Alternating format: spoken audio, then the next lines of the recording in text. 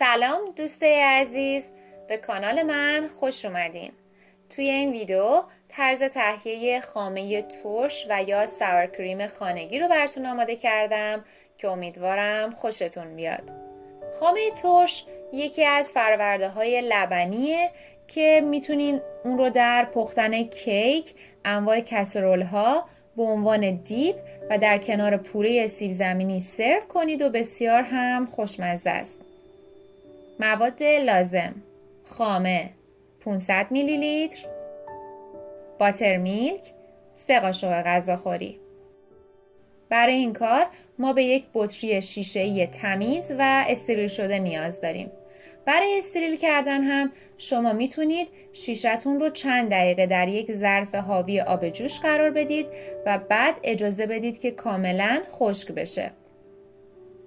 حالا هوی کریم رو داخل شیشه میریزم و به اون 3 قاشق غذاخوری باترمیلک اضافه میکنم. به کمک یک قاشق خامه رو هم میزنم تا این دو مواد کاملا با هم ترکیب بشن. روی شیشه رو با یک فیلتر کافی میپوشونم و به کمک یک کش اون رو سفت میکنم. حالا شیشه رو به مدت 24 ساعت در یک جای گرم و تاریک قرار میدم. الان یک روز گذشته و همونطور که ملاحظه میکنید خامه ترش ما کاملا شکل گرفته، غلیظ شده و خیلی بافت کریمی داره.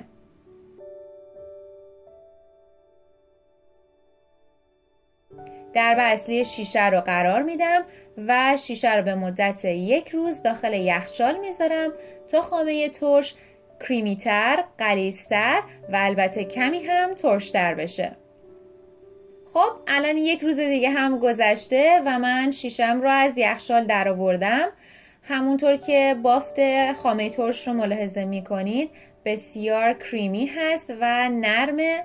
شما میتونید این خامه ترش رو در پختن انواع کیک و یا به عنوان دیپ در کنار غذاهاتون سرو کنید و لذت ببرید. امیدوارم که از این ویدیو هم خوشتون اومده باشه. همچنین خوشحال میشم که این ویدیو رو لایک کنید، با دیگران به اشتراک بذارید و برای دریافت ویدیوهای با کیفیت سابسکرایب کرده و عضو کانال بشید.